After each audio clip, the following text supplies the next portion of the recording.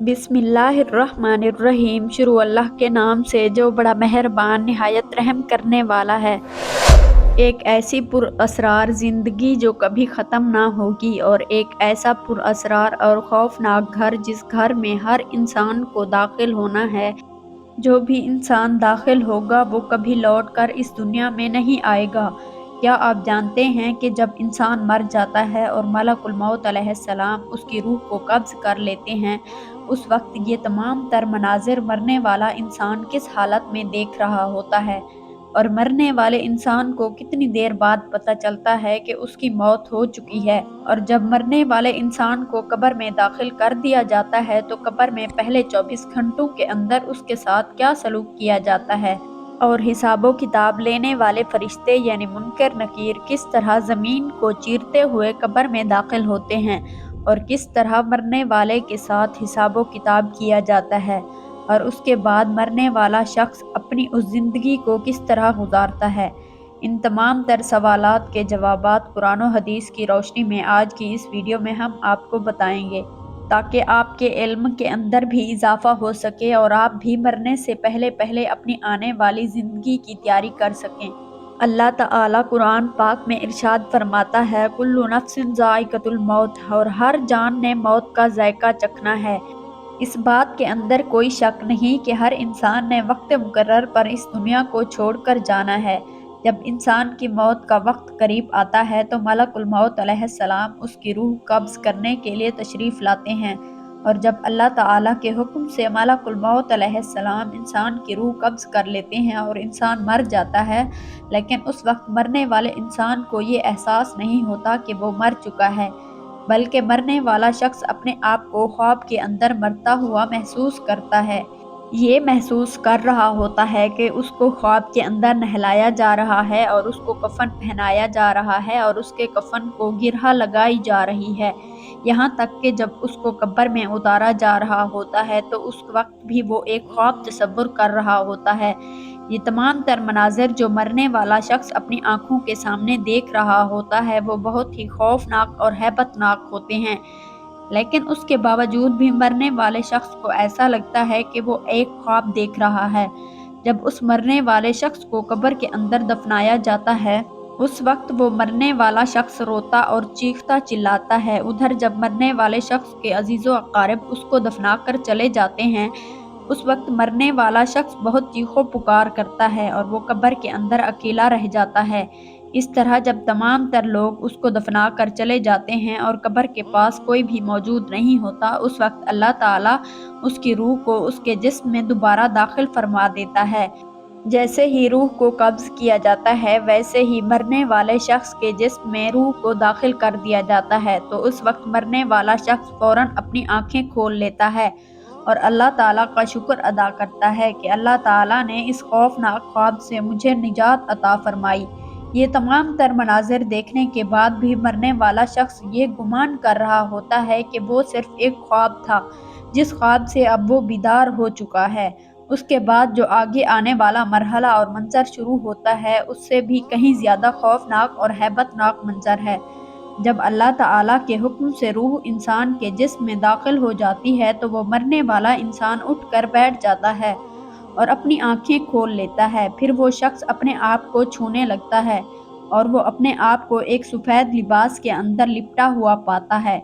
उसके बाद मरने वाला शख्स अपने आप से सवाल करता है कि मेरा लिबास कहाँ है, और ये मैं कहाँ पर हूँ, और ये जगह कौन सी है जहाँ हर तरफ अंधेरा ही अंधेरा है, और मैं ये कहाँ आ गया हूँ।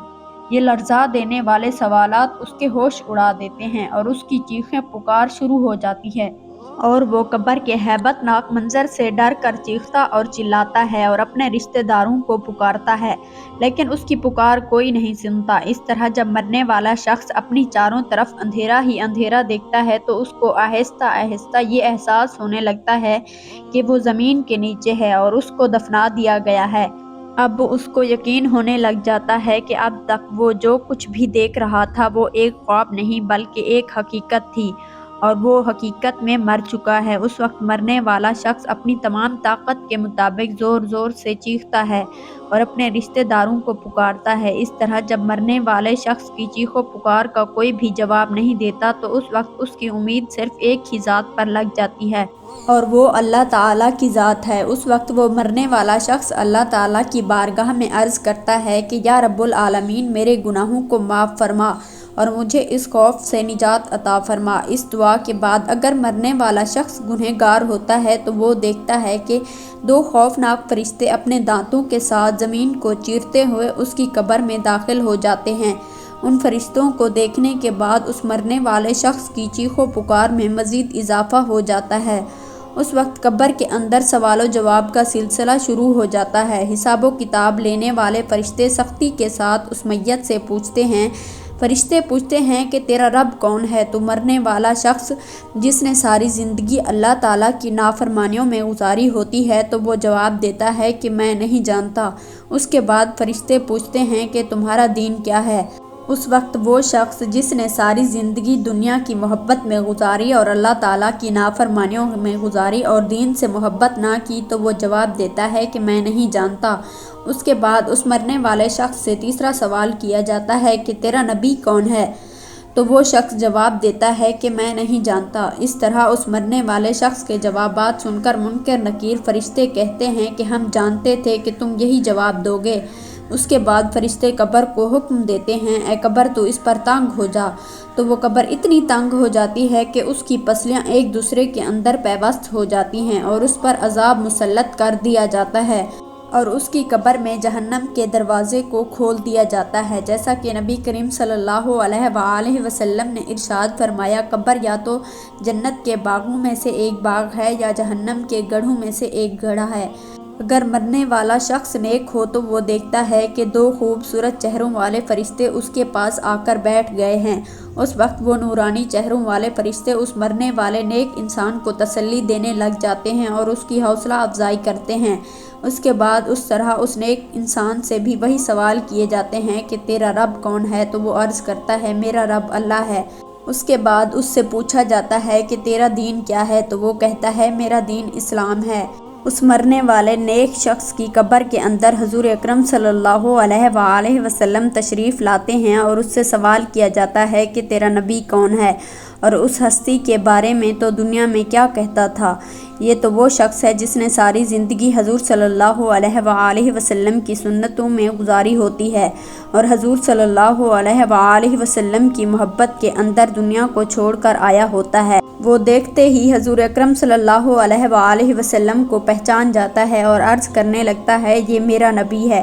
اس کے بعد فرشتے اس کو خوشخبری سناتے ہیں اور اس کی قبر کو جنت کے باغوں میں سے ایک باغ بنا دیا جاتا ہے اور اس کو ہمیشہ ہمیشہ کی راحت عطا کر دی جاتی ہے۔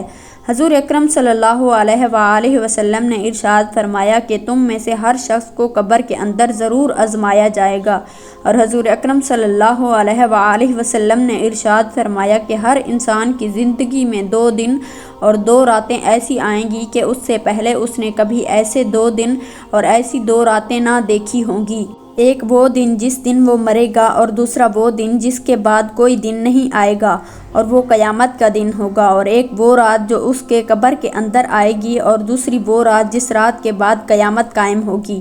حضور اکرم صلی اللہ علیہ وآلہ وسلم نے ارشاد فرمایا کہ میں نے بڑے بڑے خوفناک مناظر کو دیکھا ہے لیکن قبر سے زیادہ خوفناک منظر میں نے کبھی نہیں دیکھا۔ حضرت سیدنا عثمان غنی رضی اللہ عنہ جب کسی قبر پر تشریف لاتے تو اس قدر آنسو بہاتے کہ آپ کی داڑھی مبارک تر ہو جاتی۔ تو آپ سے پوچھا گیا کہ جب آپ کے سامنے جنت اور دوزخ کا ذکر کیا جائے تو اس وقت تو آپ اتنا نہیں روتے، لیکن جب قبر کا ذکر کیا جائے تو آپ بہت روتے ہیں، اس کی کیا وجہ ہے؟ تو حضرت سیدنا عثمان غنی رضی اللہ عنہ نے ارشاد فرمایا کہ میں نے نبی کریم صلی اللہ علیہ وآلہ وسلم کو ارشاد فرماتے ہوئے سنا کہ آخرت کی سب سے پہلی منزل قبر ہے۔ اگر قبر والے نے اس سے نجات پائی تو بعد کا معاملہ اس سے آسان ہے، اگر اس سے نجات نہ پائی تو بعد کا معاملہ اس سے بھی زیادہ سخت ہے۔